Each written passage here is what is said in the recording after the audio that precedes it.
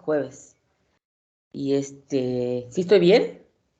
Déjame meter mi cuaderno.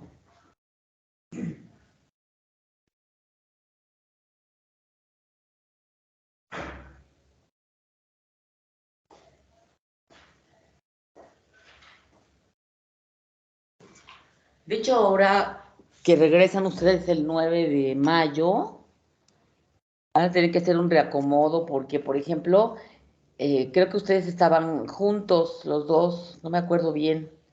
Ojalá que no, porque si no van a tener que hacer un reacomodo. Allí en la académica voy a ver, hoy voy a ir. Y como regresamos el 9 de mayo, regresan, pues nosotros ya desde cuándo regresamos. Estábamos platicando ayer que nos va a dar tiempo de hacer 4 prácticas de laboratorio. Bueno, esperemos que para ese momento todavía siga la pandemia hacia abajo, porque si sigue hacia arriba, pues ya no vamos a regresar. Entonces esperemos que sí. Si todo eso sale bien, aquí está. Martes y jueves y el F miércoles y viernes. Haríamos 4 prácticas. Estamos definiendo la última, ya tenemos 3 definidas. Pensábamos que una de cada unidad, una unidad de la unidad 1 que es de pH, porque ni el año pasado hicieron nada de pH, entonces haríamos la de buffers. Luego de la unidad 2 que es de proteínas, haríamos una de enzimas y de proteínas, a ver, vamos a ver. Y otra de 2 de metabolismo, vamos a hacer 2 de metabolismo, una que se llama cuerpos cetónicos y la otra sería de lípidos. Entonces, esos haríamos, no las vamos a poder hacer todas, pero cuando menos vamos a hacer esas. Entonces, ya llegado el momento, empezaremos a hablar de esas prácticas, ¿no? Bueno, entonces ahora vamos a dedicar el tiempo a dar un repaso de lo que vamos a ir ocupando en este curso, que estaba viendo el crucigrama hace rato que no lo veía, lo vi desde que se los mandé, no lo había vuelto a ver. Tiene varias cosas que vamos a estar, hasta se complementa con el cuestionario diagnóstico que les pasé. Les había pedido que no buscaran en internet, pero varios buscaron en internet, luego se ve. La idea, algunos sí pusieron, o ya les dio flojera y ya lo dejaron así, y algunos sí no le buscaron, o una parte le buscaron y otra no le buscaron. La idea era que no buscaran nada, pues para saber qué tanto conocían de ese tema, pero bueno, ya se enteraron. Entonces vamos a dar un repaso del cuestionario, que lo tengan ahí a la mano. Estaba calificando, se los devolví a 5, pero realmente ya vi que no tiene mucho caso porque realmente no cumple el objetivo, el cuestionario que era revisar qué es lo que recuerdan, qué es lo que no recuerdan. Entonces ya no lo califiqué, la verdad. Entonces, pero sin embargo, pues ya vieron ustedes de lo que se trata en esta primera parte. Seguramente se quedó corto mi examen o mi autoevaluación porque alguna cosa me ha de haber faltado, pero la mayoría de lo que contiene es como, digamos, los cimientos que se requieren para esta materia. Entonces vamos a ir viendo las preguntas que vienen ahí un poco rápido para que nos dé tiempo de ver el crucigrama. Y a ver, lo voy a compartir, a ver si lo pueden ver dónde anda. A ver, aquí. Aquí está. Hay que abrir mi celular para que también pueda ver si me están viendo. ¿Dónde está aquí? Contraseña.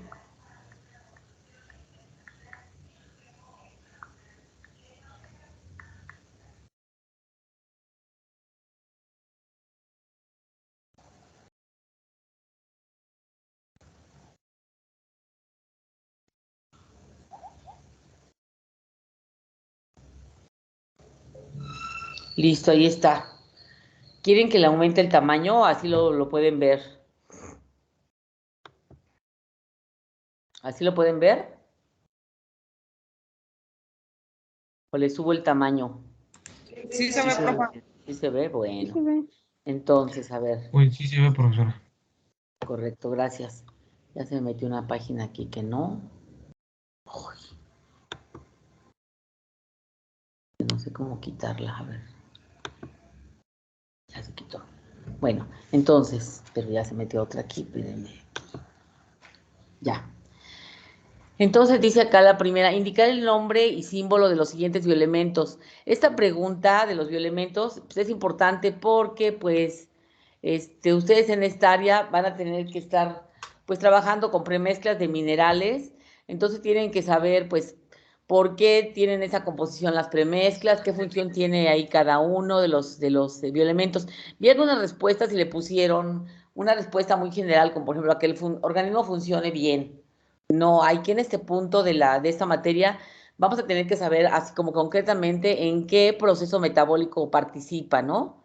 O sea, porque al final de cuentas, pues todos los bioelementos, que son más o menos como ¿cuántos? Como 22, este, son importantes para el funcionamiento del organismo, ¿no?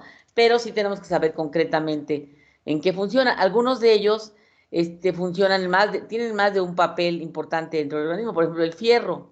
El fierro tiene funciones, colaborador de enzimas, por ejemplo, de algunas enzimas. Otro es como parte estructural de algunas proteínas. Y entonces tienen más de una función algunos de ellos, ¿no? Entonces poco a poco, pues no se pretende que ahorita lo sepan todo, pero sí poco a poco van a ir sabiendo a lo largo de sus demás materias que vayan cursando, la importancia que van teniendo, aquí me faltaron varios, puse, digamos, los más importantes. Pues primero, pues que se sepan cuál es el elemento, cuál es su número de oxidación. Deben de saber, por ejemplo, cuál es el número de oxidación que es biodisponible, o sea, que es biológicamente importante, porque pues, no comemos fierro así tal cual, ¿verdad? ¿Cuál fierro? No comemos fierro cero, comemos fierro 2 o fierro 3. Si ustedes se dan cuenta, en las premezclas de minerales viene el fierro 2 más, o sea, el fierro con número de oxidación más bajo, que es el fierro que es más biodisponible para, por ejemplo, para la hemoglobina. La hemoglobina tiene un fierro por cada cadena, tiene 4 cadenas, tiene un fierro por cada cadena, y el fierro pasa de estados de oxidación de fierro 2 más, cuando se pega el oxígeno, porque el papel de la hemoglobina es transportar oxígeno, pega el oxígeno y pasa a fierro 3 más. La hemoglobina pasa por los tejidos, suelta la hemoglobina y el oxígeno ahí más bien, el oxígeno, y entonces pasa de nuevo a fierro 2 más. Entonces está en esa transición de fierro 2 a fierro 3. Entonces ustedes se dan cuenta cuando de algún familiar o alguna situación personal van al médico, les van a dar sulfato ferroso, ¿verdad? Porque es el que es el bueno para el papel de la hemoglobina inicialmente. Entonces, y así poco a poco van a ir ustedes dándose cuenta. Hay algunos elementos que nada más tienen un número de oxidación, por ejemplo, el magnesio, el sodio, ¿no? El potasio, pero el selenio tiene dos. Pero entonces poco a poco van a ir dándose cuenta cuál es el número de oxidación, el que trabaja bien, o el que se requiere para llevar a cabo las funciones de los diferentes bioelementos, ¿no? Entonces, ese es el objetivo de esa primera pregunta. Por ejemplo, el sodio básicamente es importante para, en general le podría decir como el equilibrio electrolítico, ¿no? Pero concretamente el proceso bioquímico donde participa, uno de los procesos bioquímicos donde participa el sodio es con una proteína que se llama bomba de sodio y potasio, que tiene que ver con el uso del adenosín trifosfato del ATP, tiene que ver con eso. Están trabajando conjuntamente para, por ejemplo, para sacar una orina muy concentrada en sodio o diluida en sodio, claro, lo cual está apegado con la participación de varias hormonas para ver si eliminamos una orina diluida o concentrada en algunos bioelementos, concretamente en sales, ¿no? Entonces ahí para sacar un sodio se requieren 3 moléculas de ATP. Entonces ahí se llama la bomba de sodio y potasio. Es uno de los papeles muy importantes del sodio. El selenio, pues antes no se conocía su función, no, se pensaba que no era importante. De hecho, el selenio es un bioelemento que se utiliza en cantidades traza. Cualquier exceso de selenio en la dieta ya se vuelve tóxico. Ahorita no recuerdo cuál es es en partes por millón. Algunos de los elementos de veras se utilizan en miligramos o inclusive hasta gramos, como el calcio, ¿no? Por ejemplo, forma parte de los huesos, de los dientes y aparte de funciones enzimáticas ya celulares donde ahí las cantidades que se requieren son mínimas, pero como forma parte estructural de esos órganos o sistemas o tejidos, pues ahí se requieren cantidades mucho más grandes. El selenio, por su parte, se requieren cantidades muy chiquititas. Entonces los suelos muy contaminados que los animales luego andan comiendo, pastando hierba que tiene mucho, es rica en selenio, sí pueden tener problemas con el selenio, ¿no?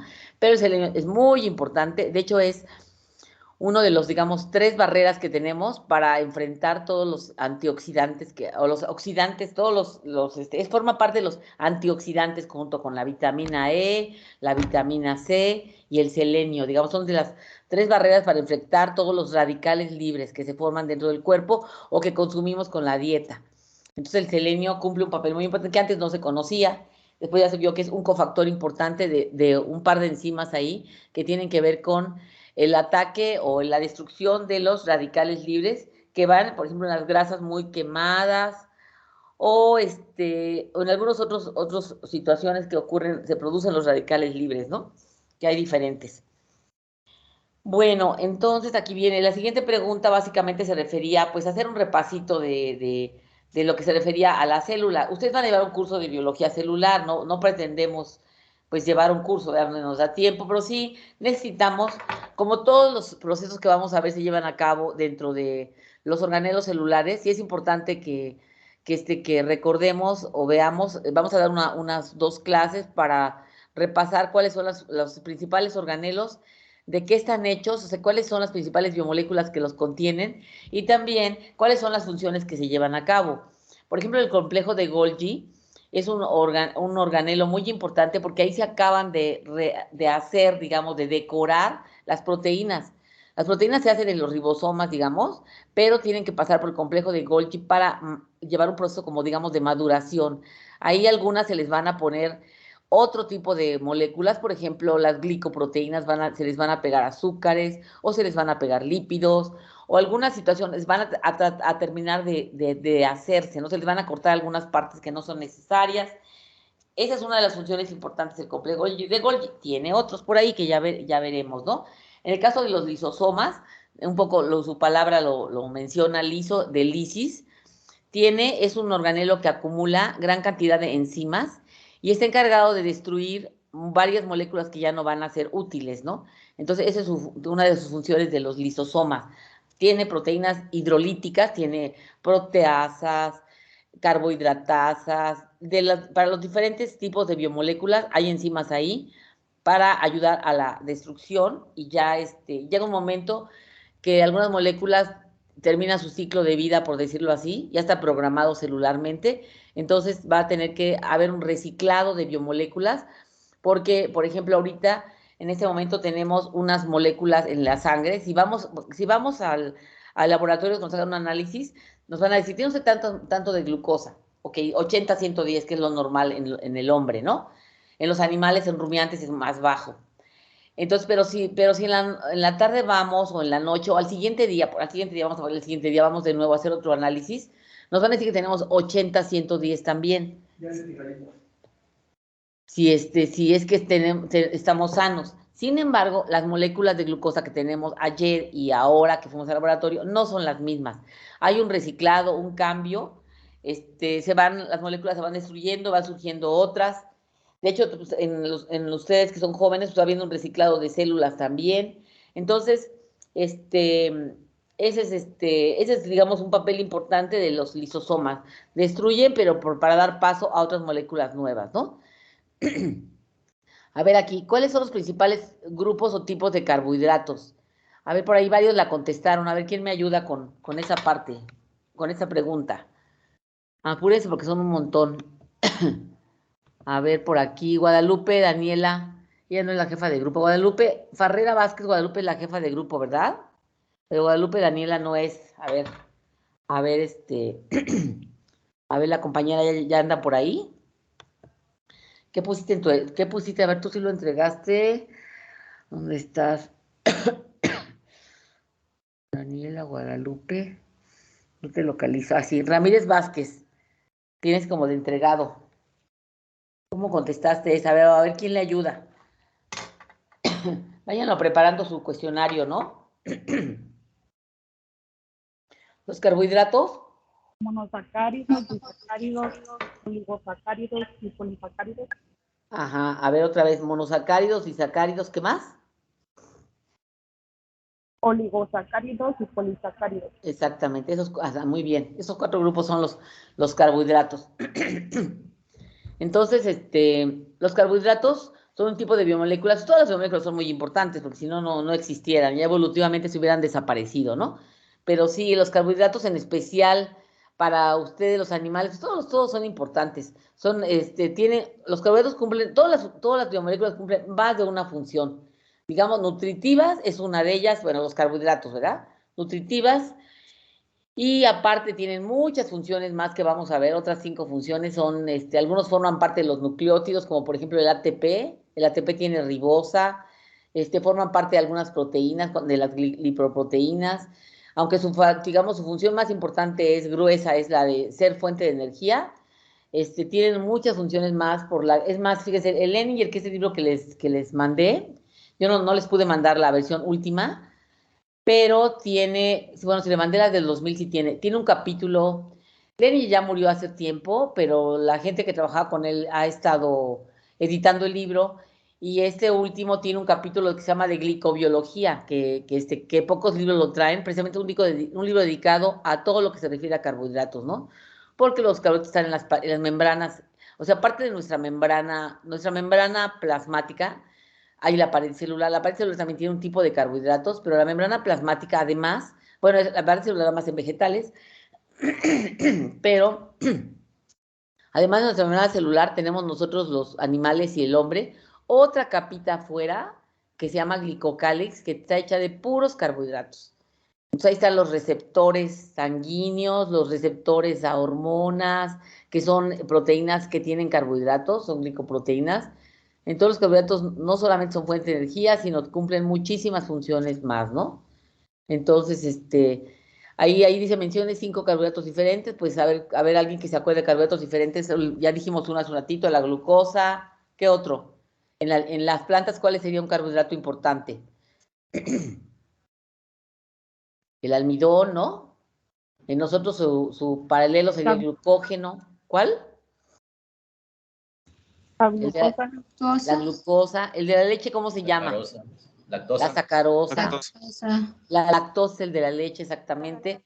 De hecho, ahorita su compañera mencionó los disacáridos. Los disacáridos son un grupo muy importante de carbohidratos, porque ahí está la maltosa, la lactosa. ¿Qué otro está? ¿Qué otro? La celobiosa.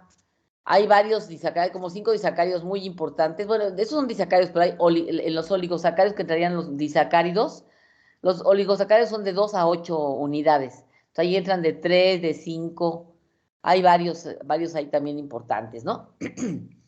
Muy bien, entonces la siguiente pregunta menciona una biomolécula que contiene nucleótidos. Pues pusieron varios el ADN, el ARN. Esos son polinucleótidos. O sea, los ácidos nucleicos son polinucleótidos. O sea, son como las proteínas, pero su monómero, en lugar de ser aminoácidos, como es de las proteínas, son los nucleótidos. Claro que un aminoácido es una molécula más sencilla comparada con un nucleótido, porque un nucleótido tiene 3 cosas.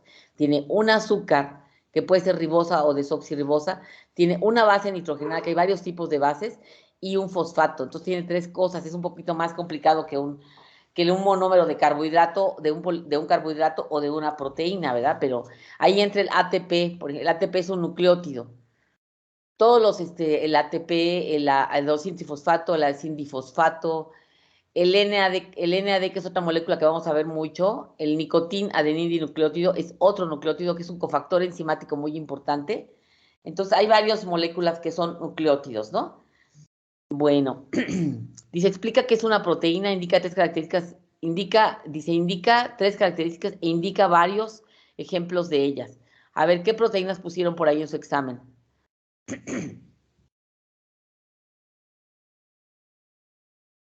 La de la leche, ¿cuál sería la de la leche? La proteína de la leche.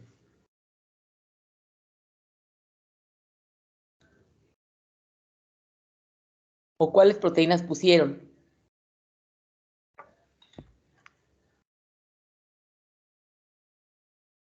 Le puse colágeno, insulina. Ajá, muy bien. Hemoglobina. Hemoglobina. Exactamente. Miosina, queratina. ¿Cuál dijiste, queratina? Queratina, sí, es que pensé que has dicho quitina. Sí, está bien. La caseína, ¿qué dijeron? El colágeno, ¿qué otro mencionaron? La insulina también. La insulina es la proteína Amilasa, más fibrina, chiquita que la fibrina también es la que forma el coágulo, exactamente. fibrinógeno, Fibrinógeno también es el precursor de la fibrina. Todas las enzimas. Los ablandadores de carne, por ejemplo, son proteínas, entonces son enzimas, entonces son proteínas. A ver qué otra. La que ablanda la carne naturalmente, que se llaman calpaínas, que están dentro algunos animales tienen una carne más suave que otras, ¿no? Porque tienen un sistema que se llama calpaínas, más activo que otras. De eso ya digamos, hay algún ganado que tiene una carne más suave que otra, de manera natural, sin ponerle ablandadores, tienen sus propios ablandadores, se podría decir, naturales, que a la hora en que pues ya van en la etapa de maduración después del sacrificio, pues hay una etapa de hidrólisis de proteínas donde participan esas enzimas que se llaman calpaínas, que son proteínas que son muy importantes en esos tipos de animales, ¿no? Muy bien. Entonces una proteína es un polímero de aminoácidos, ¿de acuerdo? Puede ser, hay 20 aminoácidos, puede tenerlos todos, que es una proteína completa, digamos. Bueno, completa se llamaría que tuviera cuando menos los 10, que son los aminoácidos esenciales. Puede tener los 20, pero si tiene los 10 que son esenciales, se puede decir que es una proteína completa. Pero pues idealmente, pues si tiene todos, mejor, ¿verdad? Porque hay algunos animales que necesitamos unos aminoácidos y otros. Por ejemplo, la cisteína y la glicina no son aminoácidos esenciales, o sea, los podemos sintetizar. Los pollos también, pero son muy importantes por la cantidad que requieren, por ejemplo, para formar la pluma.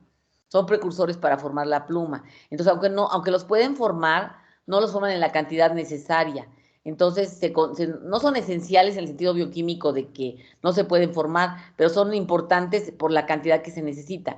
Entonces, aunque sea una proteína que tenga los 10 que son esenciales, que no podemos formar, por ejemplo, para el pollo, si le faltan esos, cisteína y glicina, ya estuvo que esa proteína no fue buena, ¿no? Para ellos, porque la cisteína es un aminoácido azufrado que se requiere para formar los puentes cruzados entre una cadena de proteína y otra. ¿Sí? Entonces, las queratinas son proteínas que tienen muy estructuradas, son fibrosas, entonces lo fibroso se da porque varias cadenas se entrelazan, forman como una trenza y además tienen puentes entre una cadena y otra. Entonces la cisteína, por ejemplo, forma puentes entre una cisteína de una cadena con la cisteína de otra cadena. Se llaman puentes disulfuro. Entonces, ese aminoácido, aunque sí lo pueden formar en la etapa de crecimiento, es muy importante para las aves, ¿no? Para formar las plumas. ¿Qué otra pregunta tenemos aquí? Las funciones del ATP. Pues las funciones del ATP, no sé, por ahí vi algunas, pero no, de las que vi no me gustaron mucho. La principal función del ATP es fuente de energía. Fuente de energía. Ahí vamos a revisar su estructura. Vamos a ver que es un anhidrido. El ATP es un anhidrido. El anhidrido es el grupo funcional de los más inestables. Los ésteres y los anhidridos son los más inestables. Entonces el ATP tiene un enlace anhidrido y dos enlaces éster. Entonces, el ATP tiene como función liberar su energía cuando se necesite. Entonces, no debe ser una molécula que no pueda liberar su energía rápido. Entonces, de ahí que evolutivamente esa molécula tenga ese tipo de grupos funcionales. Parecía como si Dios supiera química, porque así lo hizo porque se necesita que en el momento que se necesita se hidrolice y se liberan 30 kilojoules por cada enlace que tiene. Tiene 3 enlaces fosfato, tiene 3 fosfatos y tiene un anhidrido y 2 enlaces éster. Entonces, el último, que es el anhidrido, es el que más rápido se hidroliza y se forma el adenosindifosfato más fósforo inorgánico cuando se hidroliza. Y entonces el ATP libera 30 kilojoules cuando se hidroliza. Entonces no debe ser una molécula muy estructurada como por ejemplo una proteína, un carbohidrato. Para que un carbohidrato pueda liberar la energía que contiene, tiene que pasar por un chorro de reacciones. Pero cuando ya se metaboliza, se forma el ATP que proviene de los carbohidratos, ese sí ya se puede, o el organismo ya tiene su energía disponible para llevar a cabo sus procesos metabólicos. Pero el carbohidrato así tal cual, yo puedo tomar glucosa y decir, ay, me siento bien, me tomo una coca, por decir a un comercial, o miel, por ejemplo, y me siento bien, pero no es porque te está dando energía inmediatamente, sino porque la cantidad de glucosa que acabas de consumir se eleva y entonces eso da señales al organismo, se liberan hormonas y empieza entonces a hacer otros procesos que tienen que ver con que uno suba su nivel energético, pero no es precisamente de manera directa, no es por el azúcar que acabamos de consumir, ¿no? Sino es porque se acaba de echar a andar la maquinaria para que se hidrolice el ATP que tenemos almacenado, ¿no? Entonces, esa es una de las funciones principales del adenosín-trifosfato. A ver, lípidos, ¿de cuáles mencionaron por ahí? Mencionaron 5 tipos de lípidos.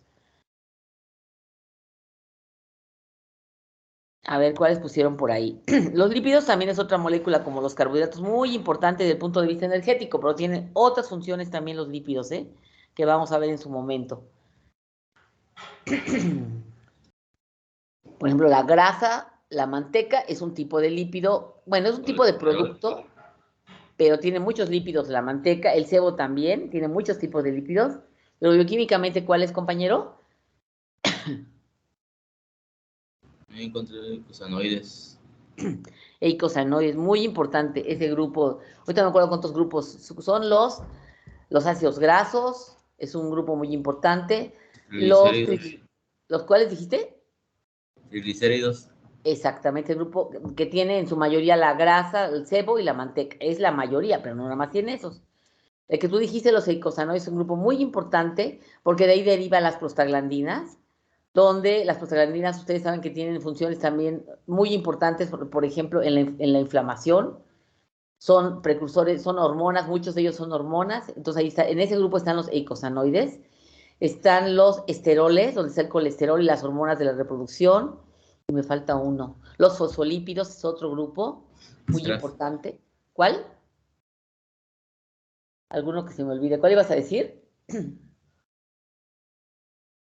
No estoy seguro, pero digo que ceras. No sé, ceras. Las ceras también, las ceras, espérate. Bueno, las ceras van dentro de los triglicéridos, creo. Ahí van. Porque son también, Ay, no es cierto, no. Van aparte, las ceras van aparte, tienes razón. Las ceras son moléculas lineales y los triglicéridos tienen otra estructura diferente. Sí, son otro grupo. Por ahí a lo mejor se me escapa alguno, pero creo que son los más importantes. A ver cómo se llaman donde están el licopeno, los que tienen color y olor. Ya no me acuerdo, eicosanoides estarán ahí. Los terpenos es otro grupo. Los terpenos es otro grupo o sea, es un grupo bastante amplio de compuestos que están agrupados los lípidos. Los terpenos están todo lo que tiene color, por ejemplo, el color del jitomate, el color de la zanahoria, están ahí, son lípidos, todos son lípidos. ¿Y las vitaminas? ¿En dónde están las vitaminas? Bueno, algunas son vitaminas que son del grupo de los esteroles, como la vitamina A, D, la A está ahí, la A no está ahí, creo, ya no me acuerdo si la A está en los lípidos, pero la E y la D sí, están en el grupo de los esteroles, ahí están. Por ejemplo, las fragancias, o sea, los olores, las fragancias, muchas de ellas son lípidos, están en el grupo de los terpenos, junto con los que tienen color. Por eso se llaman moléculas así sensuales o de los sentidos, porque llaman la atención, ¿no? Entonces, en los terpenos. Entonces, como ven, es un grupo muy amplio que vamos a revisar ahí, todos tienen funciones pues, muy importantes, ¿no? Luego dice, enunciados propiedades químicas y dos físicas del agua. Químicas, ¿qué serían? Que forman puentes de hidrógeno. Sería una química, una que forma puentes de hidrógeno por su naturaleza dipolar que tiene el agua. Puede formar puentes de hidrógeno con ella misma. Gracias a eso tiene un punto de ebullición alto y con otras moléculas. Forma puentes de hidrógeno con todo lo que tenga posibilidad de forma con las proteínas. Después le voy a decir cuáles son las características para formar un puente de hidrógeno. Con las proteínas, con los ácidos nucleicos, con los carbohidratos, con todo lo que tenga OH, el agua va a formar puentes de hidrógeno. Otra propiedad química, ¿cuál sería? Pues que es un reactivo muy importante, favorece las reacciones que se llaman de hidrólisis participa en la hidrólisis de los polisacáridos, de las proteínas. Se llama químicamente, es un nucleófilo. Un nucleófilo es un compuesto que tiene pares de electrones libres, apareados, Entonces, el agua, por tener su oxígeno, el oxígeno tiene pares de electrones apareados, que van a atacar a moléculas que tengan deficiencia de electrones. Entonces, desde ese punto de vista, el agua es una molécula muy reactiva, precisamente gracias al oxígeno, ¿no? Entonces, esa es otra propiedad química. Y de las físicas, pues sería, como dijimos, de su punto de ebullición, su punto de congelación, que ya veremos después qué implicaciones tienen esas propiedades físicas en el comportamiento, en las características biológicas del agua, su punto de congelación, su punto de ebullición, la capacidad calorífica también que la deben haber visto en fisicoquímica, 4.18. Se requieren 4.18 calorías para subir 1 grado centígrado a 1 gramo de agua. Esa es una propiedad también importante del agua, que es muy diferente a los de los demás y que la hacen ser un solvente adecuado, biológicamente adecuado, ¿no? Bueno, esas son las que me recuerdo ahorita, importantes. Luego aquí viene esta aquí. De relacionar el grupo funcional, vamos a ver nada más algunas que me dé el cuadrito porque dice relacionar el grupo funcional con la estructura correcta. Hay que poner aquí la letra que relacione, por ejemplo, el carboxilo aquí no aparece. Vamos a ver los que están aquí. Por ejemplo, amido. El amido es este que está aquí, el D. Aquí tenemos que poner el D. El D es no es cierto, aquí tendría que ser aquí, ¿verdad? El D. El carboxilo está más abajo, ese puede ser el último. El amido es este agrupamiento, CONH. Es la unión de un carboxilo con un amino, con un NH2 y un COH. Este es el enlace característico de las proteínas, el enlace amido. Se une un carboxilo de uno o un aminoácido con el NH2 de otro aminoácido, se pierde una molécula de agua y nos queda este agrupamiento de 4 átomos que se llama amido. Es un éster, de hecho, es un éster, la unión de un carboxilo con un alcohol. El amino viene siendo como si fuera un alcohol, entonces forma un amido. A ver, el anhidrido, que está, aquí está el anhidrido, es el anhidrido, este que está aquí, miren, este es el anhidrido. Entonces aquí sería, inciso, la letra B mayúscula va aquí. El anhidrido tiene este agrupamiento, miren, de 2, 3, 5 átomos. Un carbonilo, un oxígeno y un carbonilo. Ese es el anhidrido que les digo que está presente en el ATP, nada más que en el ATP, en lugar de carbono, tiene fosfato. Se unen dos. El anhidrido es la unión de 2 ácidos. Entonces, en el caso del ATP se unen 2 ácidos fosfóricos. Es un anhidrido fosfórico. Es un anhidrido tradicional donde se unen 2 carboxilos, 2 ácidos carboxílicos, pero es un anhidrido. A ver, aquí, el etilo es este que está aquí, CH3CH2, lo ponemos aquí. ¿Qué más tenemos por aquí? Que nos ayude a ver. Este carboxilo no está, el hidroxilo tampoco está. Este es un éter. Y este es el sulfidrilo que tenemos acá. Son los que ponemos aquí, no tenemos ni el carboxilo, ni el oxidilo sería el OH, y el carboxilo sería el RCOOH. Me sobró acá uno, ¿verdad? Debe de ser O. Aquí así. Y aquí sería el hidroxilo sería el ROH. Bueno, entonces bueno, aquí la reacción típica nadie la puso, es lo que vamos a ver ahora. De hecho, ya les dije ahorita, el carboxilo sufre la reacción de esterificación. Primero, una reacción muy típica sería que se ionice. Por ejemplo, el RCO se puede convertir así, ionizado.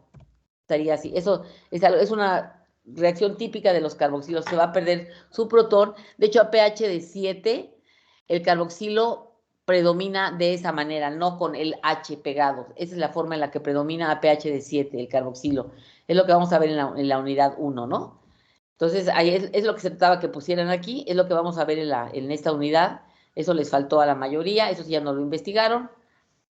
Por ejemplo, una reacción típica del amido es que se hidrolice y te dé el carboxilo por un lado y el otro aminoácido que te dé, si es que son un amino o 2 aminoácidos, porque el amido puede resultar de muchas reacciones, pero digamos, en una proteína se hidrolizaría entre una molécula de agua, da el carboxilo y aquí está el amino. El éter es una de los grupos funcionales que es más estable, que es más, tanto el etilo como el éter son de los grupos funcionales más estables, no fácilmente reaccionan, ¿no? Para que reaccionen quiere decir o que le sobren electrones o que le falte electrones, una de dos, para que sea atacado o ataque él. Ese sería, digamos, el lineamiento general para que una molécula se pueda descomponer, ¿no? Entonces, estos son bastante estables, estos dos. A ver qué más sigue por aquí. Me voy a saltar esta. Ay, aquí acaban ya, qué bueno, ya acabaron aquí. A ver, dice, indicar de los siguientes compuestos su estructura y explicar su posible solubilidad en agua. Esta sí la resolvieron. Esta sí la resolvieron la mayoría. Y a ver, el etanol, ¿cómo se escribe? A ver, vamos a escribir algunos. Sería CH3, CH2, es un alcohol, ¿verdad? Etanol, entonces previene del etilo, entonces ese sería, aquí me sobró este sería el etanol, ¿no? La solubilidad en agua va a depender precisamente de sus grupos funcionales. Por ejemplo, si tenemos una cadena hidrocarbonada, o sea, puros metilenos, CH3, CH3, CH2, CH2, esa molécula, como la diferencia de electronegatividades entre el carbono y el hidrógeno es mínima, no hay polaridad. En el agua, por ejemplo, H2O, ahí la polaridad, hay diferencia de electronegatividades entre el oxígeno y el hidrógeno. El oxígeno es muy electronegativo, el hidrógeno no es tanto, entonces va a haber, el oxígeno se va a quedar con los electrones y se va a formar un dipolo. El hidrógeno va a quedar positivo y el oxígeno va a quedar negativo. Entonces, eso va a dar lugar a que la diferencia de electronegatividad va a dar lugar a que haya reacción con el agua. Entonces, en este caso, por ejemplo, si fuera puro etilo, o metilos puros, una cadena hidrocarbonada, un hidrocarburo, gasolina, por ejemplo, no tiene posibilidad de combinarse con el agua porque no hay conexión, o sea, porque necesitaba tener alguna parte polar para pudiera conectarse con el agua que es polar. Pero ya con el OH, el alcohol, ya va a darle lugar a que reaccione con el agua, ¿no? Y todos sabemos que el alcohol se disuelve en agua. Entonces, en el ácido acético, por ejemplo, también va a tener esa posibilidad. El ácido acético, ¿cómo se escribe? CH3COOH. También, por el metileno no tiene posibilidad de combinarse con el agua, pero con el carboxilo sí. Entonces el ácido acético, que es el principal componente del vinagre, todos sabemos que se disuelve en agua, ¿no? La glucosa, que es una hexosa, tiene muchos OHs, la glucosa tiene 6 OHs. Entonces, la glucosa también sabemos, todos los azúcares son bastante solubles en agua. Solamente conforme va subiendo el peso molecular, va cambiando la solubilidad. Por ejemplo, almidón no se disuelve ya tan fácilmente en agua, ¿no? La celulosa tampoco se disuelve en agua, pero los monosacáridos, los oligosacáridos sí se disuelven en agua porque hay más posibilidad de que interactúen con el agua, ¿no? Los otros carbohidratos a veces son fibrosos, ya no es tan fácilmente que interactúen con el agua, ¿no? El glicerol también es soluble en agua, es un trialcohol, entonces también tiene posibilidad. La glicina, por ejemplo, a ver cómo es la glicina. La glicina es el aminoácido más chiquito, lo voy a poner aquí para que se me quede grande. Sería, a ver, déjenme ponerle. La glicina sería un amino, le voy a poner aquí 2HN, tiene un CH2, es el aminoácido más chiquito, y tiene un carboxilo. Todos los aminoácidos tienen un amino y un carboxilo. Aquí me falló de una rayita, debe de ser. Esa es la glicina. Entonces, la glicina tiene por dos formas de combinarse con el agua. Los aminoácidos son muy solubles en agua, la mayoría, ¿eh? Pero, por ejemplo, hay algunos que tienen aquí un radical, por ejemplo, su radical de este es un hidrógeno, pero hay otros que tienen una cadena hidrocarbonada, como los que se llaman precisamente alifáticos, que son la alanina, la valina, esos ya no son muy solubles en agua. Desgraciadamente ya no lo van a poder ver ustedes en el laboratorio, a lo mejor se nos da tiempo de verlo en la práctica 2, para que vean, preparen algunas soluciones de aminoácidos, y algunos aminoácidos no son muy solubles en agua.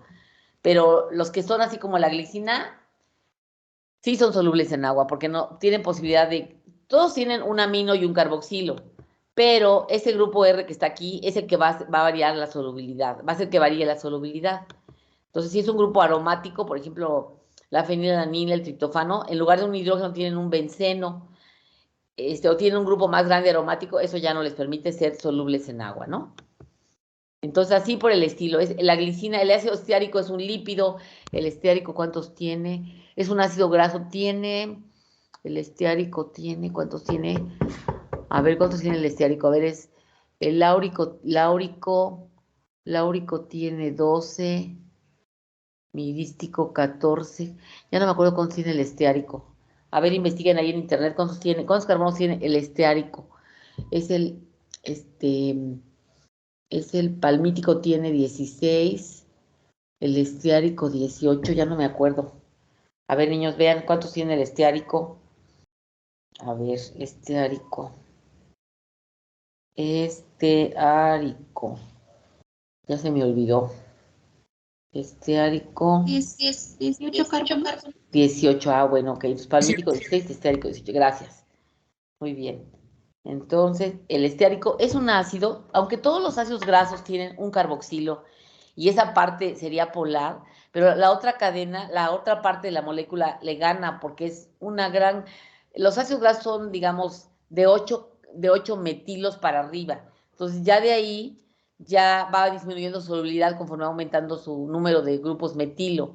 Entonces, este tiene 18 metilos, CH2, CH2, CH2, así hasta llegar al último, que el 18 sería un carboxilo, entonces no es soluble en agua. Los ácidos grasos no son solubles en agua, se tienen que disolver en etanol, algún solvente orgánico, ¿no? Benceno, alguna otra cosa que les permita disolverse, porque en el agua no se disuelve. Entonces, la polaridad va a depender de la presencia de grupos funcionales polares que tenga la molécula, sea un alcohol, que sea un amido, que fuera un carboxilo. Algunos de esos ya le darían la característica de ser soluble en agua. ¿De acuerdo? Entonces, por ejemplo, en el caso del rumen, lo que se quiere es que los nutrientes sean solubles en el rumen para que sean aprovechados por las bacterias, ¿sí? Sin embargo, no se quiere que todos sean muy solubles porque si no, todos se lo comen las bacterias y nada le llega al animal, ¿verdad? Entonces, hay una parte que sea soluble en el rumen, pero otra parte que se salte el rumen y que se puedan absorber en el intestino. Entonces, van a ver ustedes que hay estrategias para bajar la solubilidad de algunos nutrientes, protegerlos físicamente, por ejemplo, mejor encapsularlos, que se salten el rumen, pero que sí en el intestino, con el pH del intestino, se liberen ahí si es que están encapsulados y puedan ser aprovechados, porque, digamos, la solubilidad en agua en un momento dado sí es una propiedad importante, buena, pero no siempre, ¿sí? No siempre, ni en todo momento. Entonces, en el caso de los rumiantes, en el caso de los no rumiantes no hay problema, pero en el caso de los rumiantes sí es importante la proteína microbiana, ¿verdad? Porque es la que va a destruir los forrajes, pero también es importante que le llegue algún nutrimiento esencial al animal propiamente. Entonces, algunas veces van a ver ustedes que hay algunas estrategias para proteger, entre comillas, a los nutrientes del ataque de las enzimas que salen en el rumen y puedan ser absorbidos en el intestino y ya le pase directamente a la sangre a los animales, ¿no? ¿Qué hora es, oigan? 8:30 casi. Bueno, dice, definir, resolver para los siguientes términos, dar un ejemplo, definir y resolver. A ver, resolver, ¿qué quise poner ahí? A ver, escribir la K y Q para la disolución del agua. Bueno, es que no solamente todo es definir, por ejemplo, describir la K y Q para la disolución del agua, reacción exotérmica. A ver, voy a preguntar alguna cosa que me figuro que han de saber. Algunas cosas las vamos a ver ahí. Por ejemplo, por ahí vi que sí pusieron la definición de buffer y par conjugado. Vi que pusieron, de los 5 que revisé, sí pusieron eso. Un buffer, ¿qué es? ¿Qué es un buffer? O amortiguador de pH. Un buffer es un amortiguador de pH. Entonces, lo podemos preparar en el laboratorio, un amortiguador de pH, para, por ejemplo, mantener unas células, un tejido.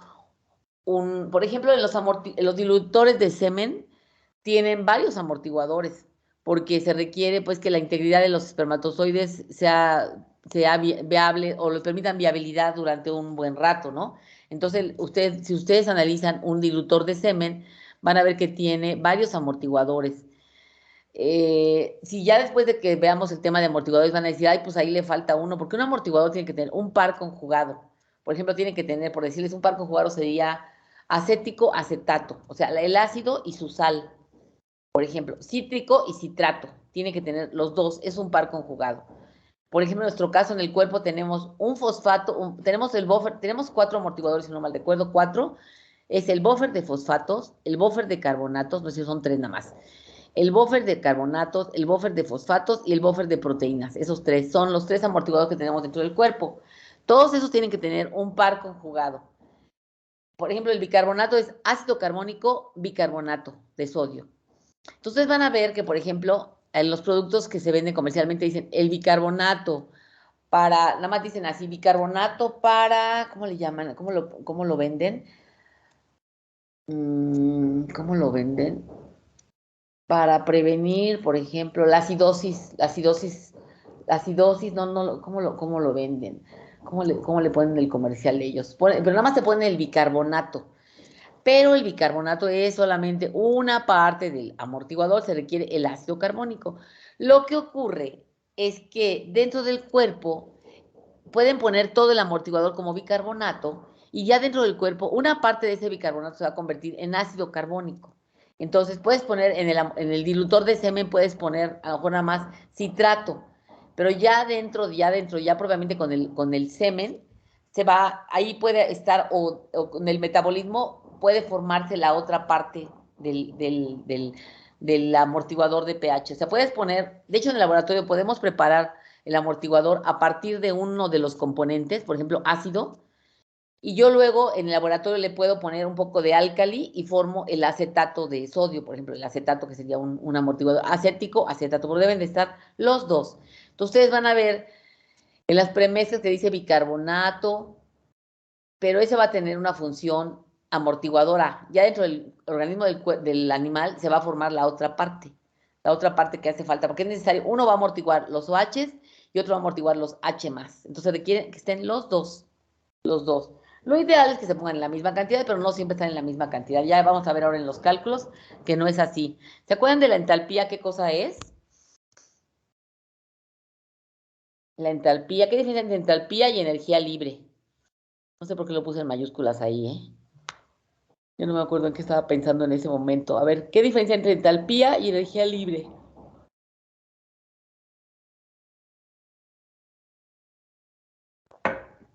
La entalpía es la energía total que hay en un sistema, la que se mide en el calorímetro. O sea, el calorímetro es el aparato en el cual se pone una muestra, se le pone una gran cantidad de oxígeno, se le pone una chispa y se prende, se quema. Y entonces ese calor liberado sirve para elevar la temperatura de una cantidad de agua que lo está rodeando. Hay una trampita ahí, se pone la muestra en un lugar, en un recipiente del calorímetro, y está rodeado de una pared que es conductora del calor, y ese calor que se libera cuando se quema el alimento o la muestra, lo que sea, pasa al agua que está en el otro compartimento y incrementa la temperatura. Ese incremento de temperatura es equivalente a la cantidad de energía que tiene ese alimento o esa muestra. Entonces, la entalpía es el calor total que hay en un sistema. Por ejemplo, si yo digo 11.000 kilojoules, la entalpía de combustión del ácido esteárico, por ejemplo, que acabamos de ver hace un ratito, es 11.000 kilojoules, por ejemplo. Ese quiere decir calor total que tiene por gramo o por mol, que tiene, en este caso por mol, que tiene el ácido esteárico. Ya aparte va a ser otra cosa cuando lo consumamos nosotros o los animales para ver cuánta de esa energía se puede aprovechar. Esa es la energía libre. La energía libre es la energía útil, potencialmente útil, y todavía potencialmente, que puede ser utilizada del total de energía que va en un alimento. O sea, potencialmente la energía libre es la energía total útil disponible para producir trabajo. Esa es la energía libre. Ya aparte, ya dentro del cuerpo va a haber otros factores que pueden hacer que, aunque yo ya la haya calculado teóricamente la energía libre de tanto, ya dentro del cuerpo va a haber otros factores que pueden hacer que no se pueda utilizar completamente. A lo mejor, por ejemplo, no le gusta al animal y no se la come. Por ejemplo, es una cosa, la palatabilidad, la disponibilidad que tenga para degradarse, por ejemplo. Y una cosa es que yo la calcule en el escritorio y otra cosa ya es dentro del animal, ¿no? Pero potencialmente energía libre es la energía que tiene el sistema o la muestra para producir trabajo, mientras que la entalpía es la energía total.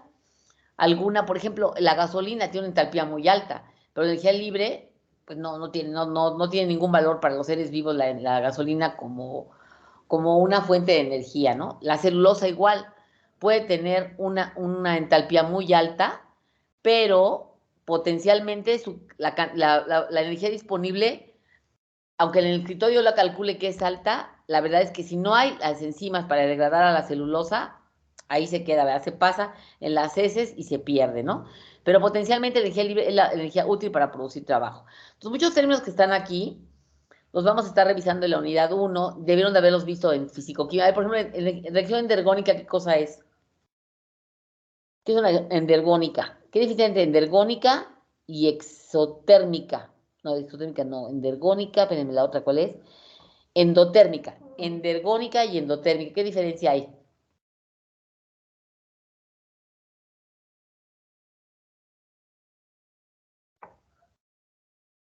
¿No se acuerdan? Endotérmica y exotérmica se refiere a calor liberado o calor absorbido necesario. Y mientras que endergónico y la cual la otra, exergónica, es que libera energía libre o que requiere energía libre, considerando que la energía libre es la energía útil. O sea, exotérmico y endotérmico se utilizan para la entalpía y exergónico y endergónico se utilizan para la energía libre. Bueno, entonces esos términos que están ahí, todos los vamos a... A ver, alguien por ahí sí puso lo que era un carbono asimétrico. Alguien lo puso en los que les revisé y que les devolví. ¿Qué es un carbono asimétrico? ¿Por qué es importante este término aquí en bioquímica? Carbono asimétrico. ¿Qué es un carbono asimétrico? Por ahí yo lo vi en alguno de los cuestionarios. Yo no me acuerdo quién se lo regresé. A ver, Lisbeth, Eleuterio. ¿Sí está por ahí? A ver, a ver, Miguel Ángel Revilla. Sí, ¿Sí profe, entregaste? estoy aquí. A ver, ayúdame. ¿Sí, pues, sí Sí, respondiste esa pregunta?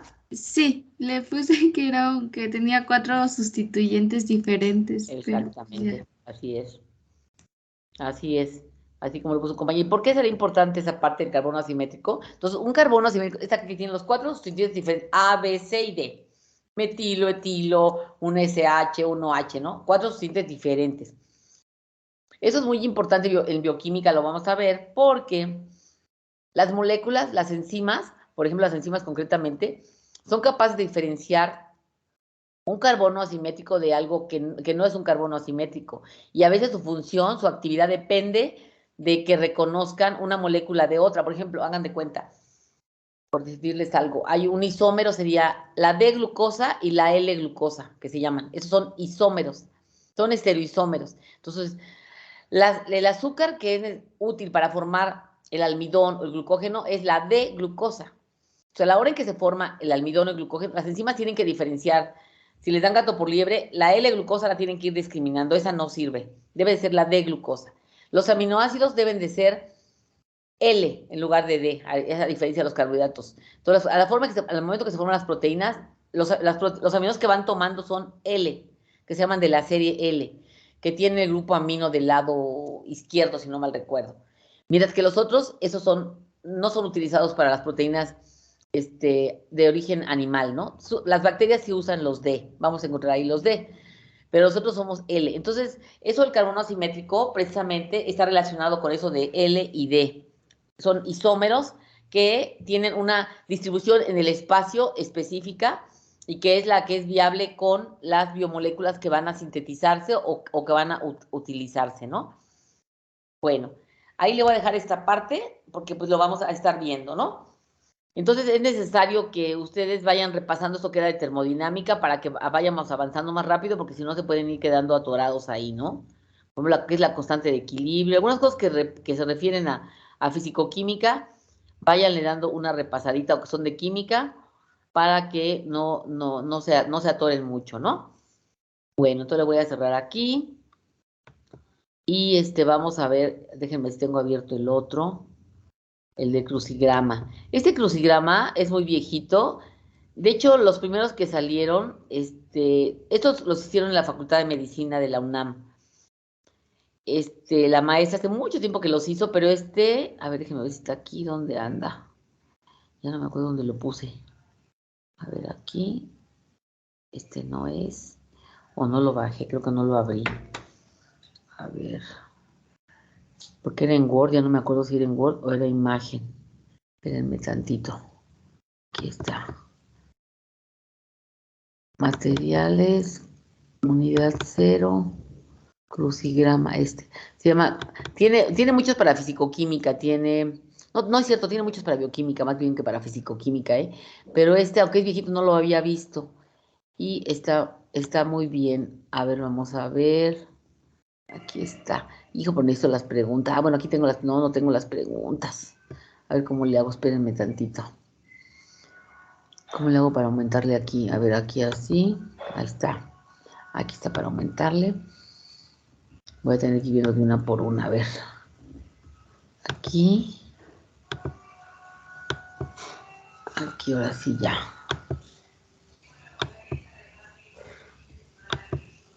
A ver, ¿dónde está? Ah, está aquí en otra herramienta. Aquí estaba. Bueno, miren. Entonces vamos a tratar de ver algunas, porque no nos va a dar tiempo de ver todas. ¿Ya están teniendo todas sus clases normales? Sí, ¿verdad? Yo soy la que estuve de floja la semana pasada. Ustedes ya tienen sus clases, empezaron desde la semana pasada, ¿verdad? Así es, Sí, profe. profe. Sí, ¿verdad? Dice, miren, pues vamos a ver las horizontales, a ver si podemos verlas todas, no creo, pero a ver, vamos a ver, son 8:36. Dice, reacción que implica la pérdida de una molécula de agua al interactuar un alcohol con un ácido carboxílico. Ahí nos está diciendo qué reacción ocurre cuando reacciona un alcohol con un ácido carboxílico. Ya se las mencioné hace un ratito. Es una esterificación. Un alcohol con un ácido carboxílico es una esterificación. Un ejemplo es cuando el glicerol reacciona con 3 moléculas de ácido graso para dar lugar a la grasa neutra. La grasa neutra es un triglicérido. Un triglicérido por eso se llama triglicérido, porque tiene glicerol con ácido graso. El glicerol tiene 3 OHs. Los 3 OH pueden estar esterificados, pueden ser 2, puede ser 1. Hay monoglicéridos, diglicéridos y triglicéridos. Pero aquí pone este ejemplo. Entonces es un alcohol y un ácido carboxílico. A ver si le cabe. Sí cabrá la pregunta ahí, la respuesta. ¿Cómo lo tengo yo aquí? Esterificación sería esta que está acá. Esterificación. Sí cabe. Esterificación. A ver, vamos a ver otra. Ese no lo contestaron nadie. Creo que nadie. Bueno, al menos no lo vi que lo subiera. Creo que no puso un espacio para subirla. Creo que eso fue lo que pasó. Dice, cuando este grupo se encuentra en el extremo de una cadena hidrocarbonada, da lugar a aldehídos. Ay, a ver cuál puede ser. Cuando está en el medio de la misma son cetonas. Ah, y cuando además tiene a un hidroxilo presente recibe el nombre de ácido. Ah, se refiere al carbonilo aquí. Dice, cuando este grupo se encuentra en el extremo de una cadena hidrocarbonada da lugar a aldehídos. Cuando está en el medio se llama cetona y cuando además tiene un óxido se llama ácido. Se refiere al grupo carbonilo. El carbonilo es CO. Es el 4. A ver, el 4. Carbonilo. Está bien. Ok, a ver la otra, vamos a ver. Dice aquí, el término de no covalentes reúne diferentes tipos de unión, como son fuerzas de Van der Waals, puentes de hidrógeno, enlaces iónicos, atracciones hidrofóbicas que son muy importantes en el estudio de los sistemas biológicos. Ok, además de los enlaces covalentes, que son muy importantes, existen otro tipo de enlaces que son los no covalentes, que incluyen a esos 4, Van der Waals, puente de hidrógeno, enlaces iónicos, atracciones hidrofóbicas. Esas tipo de interacciones que no son propiamente enlace porque no hay una compartición de electrones como la conocemos, tal cual, sino se da por otro tipo de fenómenos, algunos porque le sobran electrones, otros porque hay movimiento de electrones, son muy importantes porque al final de cuentas son los que van a dar la conformación final de una biomolécula. Lo primero es el esqueleto covalente, digamos, un aminoácido se une con otro aminoácido, un azúcar con otro azúcar, ese es uno. Pero la segunda parte, que es la definición completa de una biomolécula, se da precisamente por el establecimiento de este tipo que son interacciones, a ver si nos cabe la palabra ahí, interacciones no covalentes. Entonces, es otro tipo de enlace, no es tan fuerte como un enlace covalente, al contrario, es muy débil. Por ejemplo, si un enlace covalente requiere 110 kilojoules para romperse un enlace carbono-carbono, por ejemplo, ese tipo de enlaces, un puente de hidrógeno requiere 20 kilojoules. Pero lo que pasa es que, en el sentido, ¿por qué son importantes? Porque van a dar la conformación final al pelo, a la pluma, pues precisamente porque son millones de interacciones. Entonces, aunque aunque cada una por sí sola tiene una energía muy bajita para romperla, hay una sinergia porque se conectan muchísimos millones de interacciones de este tipo y eso es lo que les da su fortaleza, ¿no? A ver, vamos a ver si cabe la palabra interacción. Interacciones, a ver, es la 6. Interacciones no covalentes o enlaces no covalentes también lo podemos encontrar aquí, ¿eh? Ahí sería interacciones no covalentes. Esta palabra también la pueden encontrar como enlaces, ¿eh? Yo primero pensé en enlaces, pero ya que vi que no le cabía ahí, vimos la otra. Dice, elemento químico que junto con el carbono, a ver esta cuál sería, a ver, ustedes se la van a saber esta. Elemento químico que junto con el carbono, hidrógeno y oxígeno constituyen el 99.3% del cuerpo humano. En la dieta se ingiere especialmente en las proteínas. ¿Cuál sería? ¿Nitrógeno? Exactamente el nitrógeno, que es el chon que le llaman ahí, ¿no? El grupo de átomos, exactamente. Luego dice, 12, son las moléculas orgánicas que tienen un átomo de oxígeno que une a dos carbonos.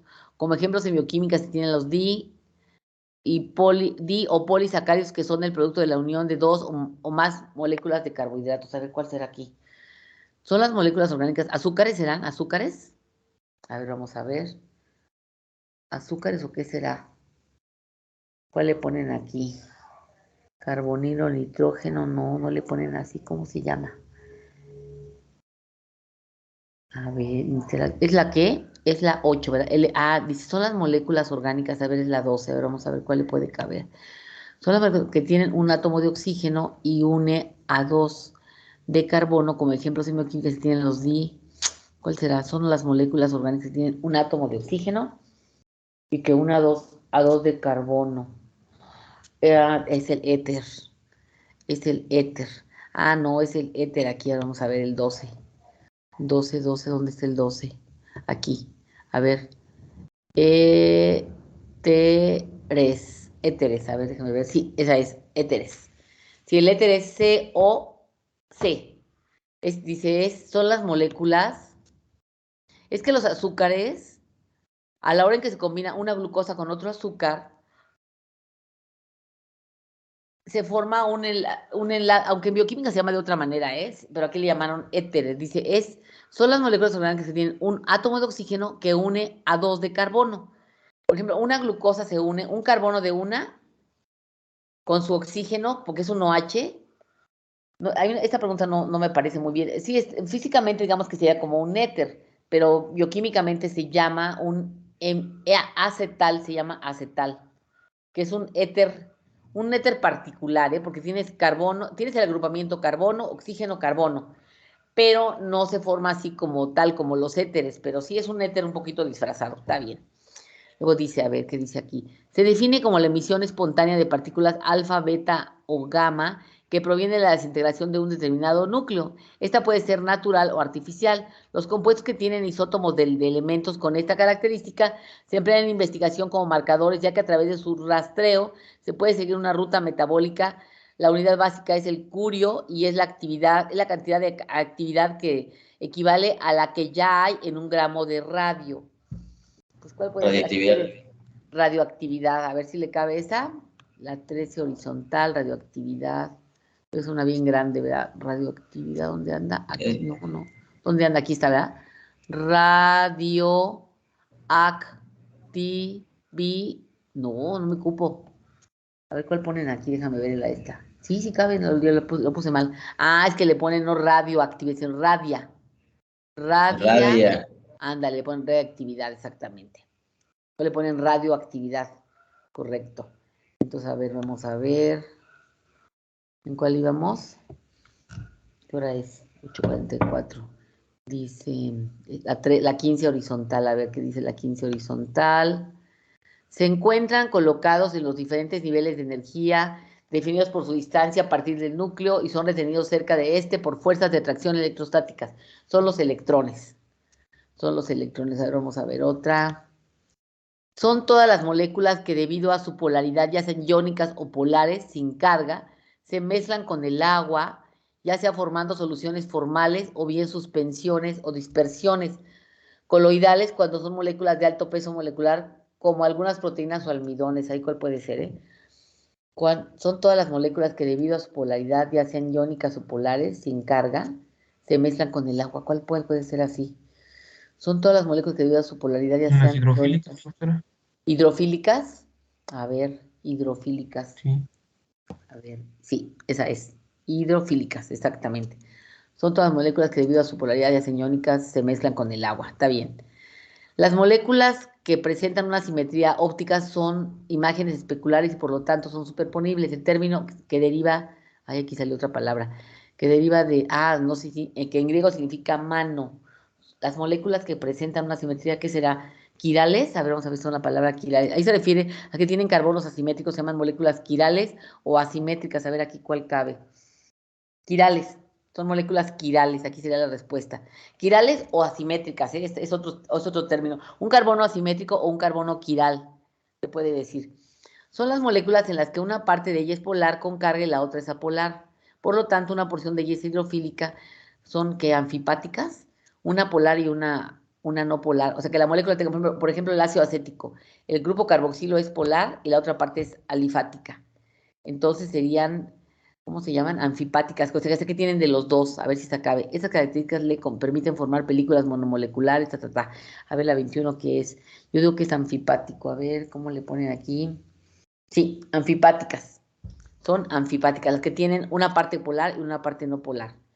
Dice la 25, estructuras complejas de alto peso molecular representan las moléculas más abundantes de los carbohidratos y las proteínas, así como los ácidos nucleicos. ¿Qué será aquí? ¿Macromoléculas? Estructuras complejas de alto peso molecular representan a los carbohidratos y las proteínas, y así sí, sería eso, ¿no? Macromoléculas, a ver qué le ponen aquí. Polímeros, le pusieron polímeros. Bueno, está bien, polímeros. Macromoléculas no caben, pero podría ser otra. Pero le ponen polímeros. A ver, vamos para acá. ¿Y dónde están las verticales, eh? A ver, aquí están las verticales. A ver, estamos con las horizontales todavía. Dice, el agua es una molécula polar que se comporta como ¿qué? Debido a como un ion, debido a su distribución asimétrica de los electrones a los que se concentran alrededor del oxígeno, mientras que los hidrógenos presentan una carga parcial positiva. Como un ion será, a ver, 26, horizontal, ¿dónde estás? Ion, no cabe, ¿verdad? Ion, no. Dipolo, la palabra es dipolo, la que usan acá. ¿De acuerdo? La 26 es dipolo. El agua es una molécula polar que se comporta como un dipolo debido a su distribución asimétrica de electrones.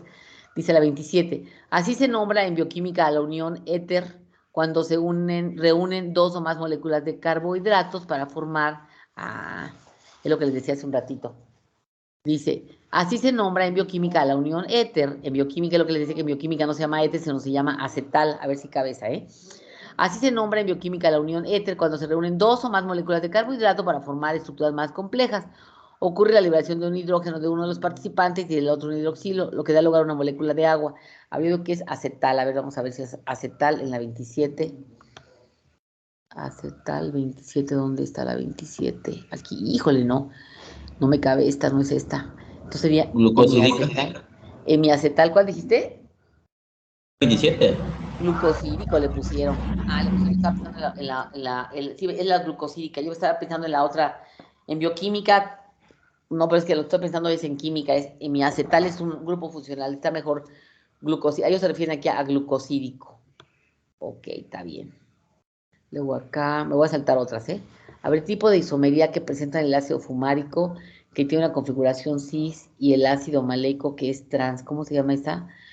Isomería cis-trans, yo la conozco, isomería y cis-trans, pero tiene otro nombre. El primero es participante, Bueno, sería esa parte. ¿Cómo se llama la isomería? Sí, geométrica se llama, isomería geométrica. A ver, isomería geométrica. Sí, isomería geométrica. Esa es la cis-trans, isomería geométrica. Luego, a ver, me voy a saltar a la 39. El puente D es el que se establece entre un átomo de molécula con carga. Es el puente de hidrógeno, yo creo. El puente D es el que se establece entre un átomo de una molécula con carga parcial positiva y un átomo receptivo. El puente de hidrógeno. A ver, 39. ¿Sí cabe 39? 39, ¿dónde está? Aquí, a ver. Hidrógeno. A ver la respuesta. Hidrógeno, sí está bien. A ver, nos vamos a pasar a las verticales. Esas no las he visto, ¿eh? Acá está, a ver, vamos a ver. La 2. Es la tendencia que tiene un átomo o molécula para atraer electrones. Si el elemento químico que tiene más alto este valor es el flúor, electronegatividad, ¿no? Seguido del oxígeno, esta característica es la que permite que el agua sea líquida. Es la tendencia, es electronegatividad. A ver, déjenme ver. Sí, ahí está la primera. Electronegatividad. Sería aquí, en todo esto. Electronegatividad, aquí quedaría. ¿Qué otra? A ver, vamos a agarrar una al azar, a ver. Vamos a agarrar las 5, a ver. Así se designa a los átomos de carbono que en algunas moléculas, ya, esa sí se la sabemos, ¿no? Así se designa a los átomos de carbono que en algunas moléculas tienen 4 occidentes diferentes y con ello la capacidad de girar el plano de luz polarizada, como por ejemplo el carbono alfa de los aminoácidos, ese carbono asimétrico. Sí, debe de ser, déjenme ver si está aquí. Sí, sí está bien, carbono asimétrico, dice asimétricos, en plural viene. Es que dice a los átomos de carbono, asimétricos. Asimétricos anda por aquí. Aquí estaría, ¿es el 5? No, acá. Asimétricos.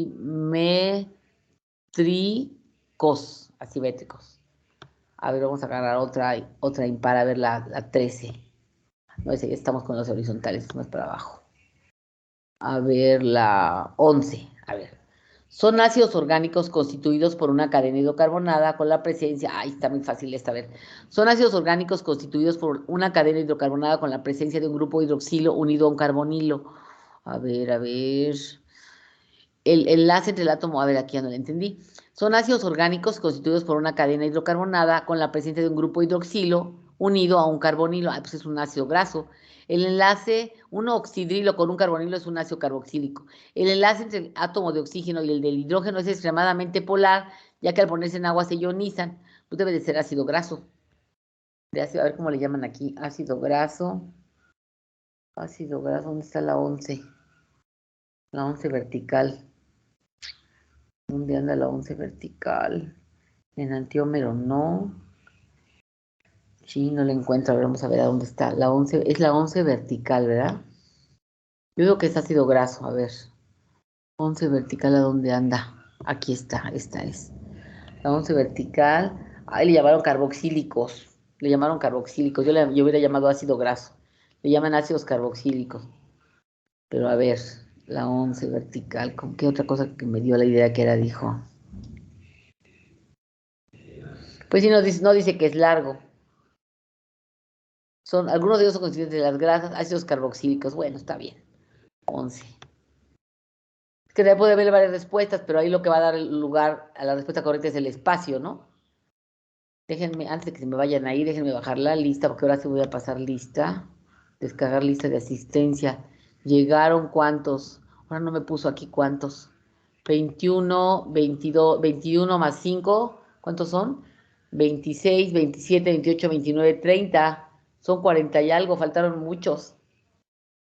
¿Qué pasaría? ¿Será que ya no van a venir? ¿Se pasaron a economía a lo mejor? Ya se cambio de carrera, ahorita todavía no, ¿verdad?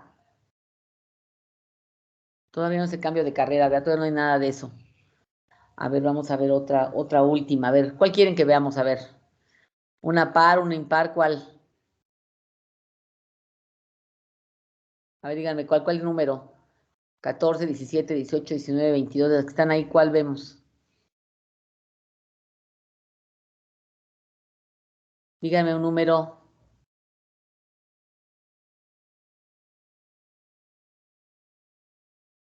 ¿Algún número que me digan? 17, 18, 19 o 22. ¿Cuál de esas 4? 17. El 17, a ver. Ay, a ver qué dice aquí. Son sistemas homogéneos formados por uno o más solutos y uno o más solventes en donde cada uno de los participantes pierde sus características individuales. Ay, como que empezó con la definición de solución, pero ya me la cambió. A ver.